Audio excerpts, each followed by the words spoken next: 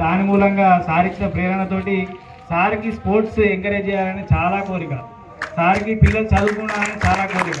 యువత చెడదారి పట్టద్దు, యువత సన్మార్గంలో నడిస్తే ఆ దేశ భవిష్యత్తు, ఆ దేశం యొక్క స్థాయి ఉన్నత స్థాయికి చేరుతాయని సార్ యొక్క విశ్వాసము. ఇవన్నీ సార్ గారి ఒక విజన్. ఈ విజన్ ప్రకారమే మా ఈ క్రికెట్ టోర్నమెంటు ఈ రూపుదాల్చింది. మళ్ళీ విధి నిర్వహణలో తన ప్రాణాలు అర్పించినటువంటి శ్రీ ప్రమోద్ కుమార్ గారికి నివాళిగా ఈ క్రికెట్ టోర్నమెంట్ను మరియు ఈ డ్రగ్స్ మూలంగా యువత చాలా చెడిపోయి వారి యొక్క క్షమతను వారి ఎంతో బాధాకరమైన విషయం. మనం ఒక మంచి కార్యక్రమాన్ని తీసుకొని మనం యువతను మేల్కొల్పాలి, యువత చెడుబాటున పడకూడదు, వారిలో చైతన్యం కల్పించి మనకి ఏదైతే మన సమాజాన్ని, మన యువతను, మన గ్రామాలను పీడిస్తున్నదో ఆ మత్తును వదలాలని చెప్పి మంచి ఉద్దేశంతో వెళ్తున్న క్రమంలోనే మన జిల్లాలో స్కూల్ పిల్లలకి, మా తోటి పోలీస్ ఆఫీసర్స్ అందరికీ పేరు పేరున శుభాభినందనలు. యాక్చువల్లీ ముందటి నుంచి బాల్కొండ ఎస్ఐ గారు సార్ టైం మీరు రావాలన్నారు అంటే దాని ప్రకారమే ప్లాన్ కూడా వేసుకున్నాం. కానీ పోలీస్ నౌకర్లో ఎప్పుడేముంటుందో ఎవరికీ తెలియదు.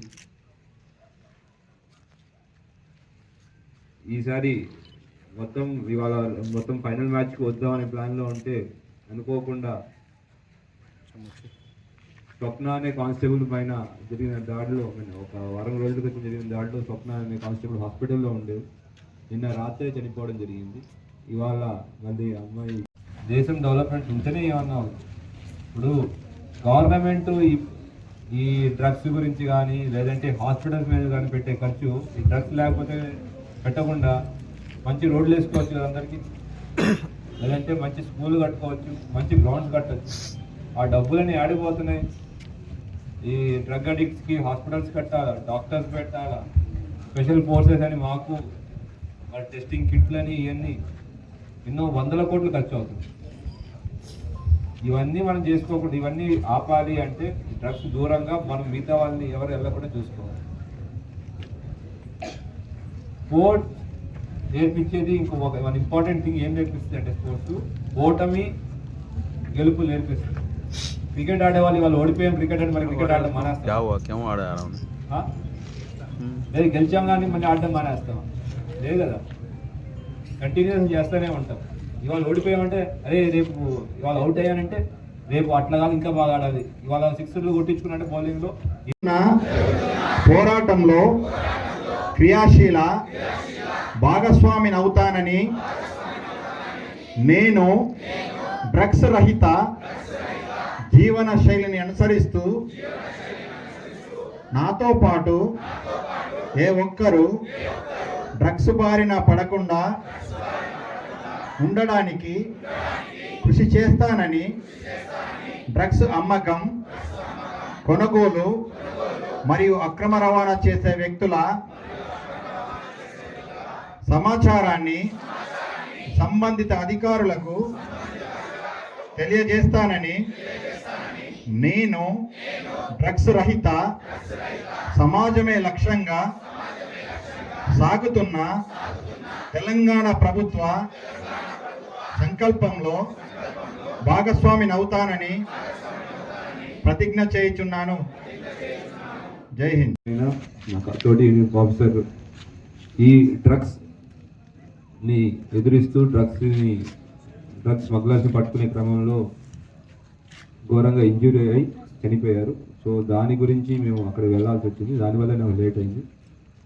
బట్ మిమ్మల్ని అందరినీ తీసుకొని ఒక బాల్కొండ మండలంలో ఉన్న టీమ్స్ని అందరినీ మొబిలైజ్ చేసి హ్యూజ్ లెవెల్లో చేసేందుకు ఎస్ఐ గారు ఎంత కష్టపడ్డారో నాకు తెలుసు. దానికి నిజంగా అప్రిసియేషన్స్. చాలా కష్టపడ్డాం.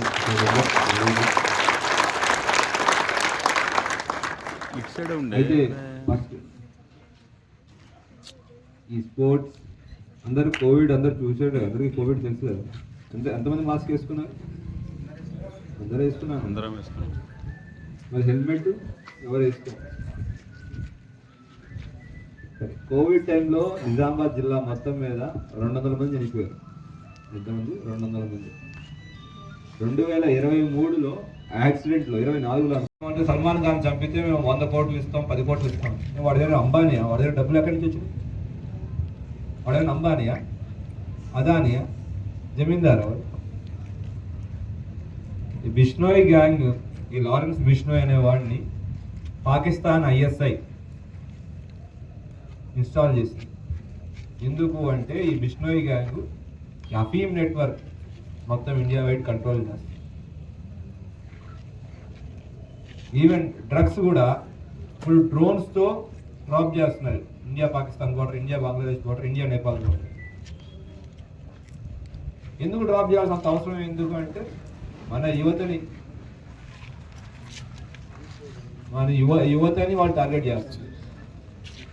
సో మనం ఎందుకు ఇదంతా పోలీస్ కూడా ఎందుకు చేస్తున్నాము ఇదంతా అంటే పోలీస్కి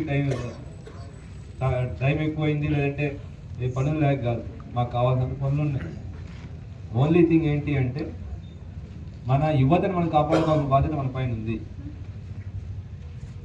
ఆ బాధ్యత మనం ఎప్పుడు మర్చిపోకూడదు అనే ఉద్దేశంతో ఇవన్నీ చేస్తుంది. ఏమైంది బాబు వెనకాల ఏమైనా?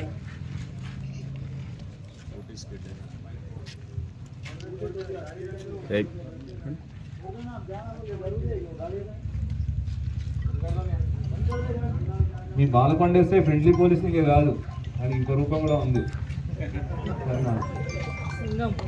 తెలుసు కదా, బాగా ఎక్స్పీరియన్స్ ఉన్నట్టున్నారు. బయట కనపడే ఫ్రెండ్లీ పోలీసింగ్ ఉంటుంది, రూమ్లో తలుపేస్తే చెప్పుకోలేకుండా కూర్చుంటారు. అటువంటి సిచ్యువేషన్ మీరు తెచ్చుకోకండి. సో పోలీసులు ఇవన్నీ ఎందుకు చేస్తున్నారు అంటే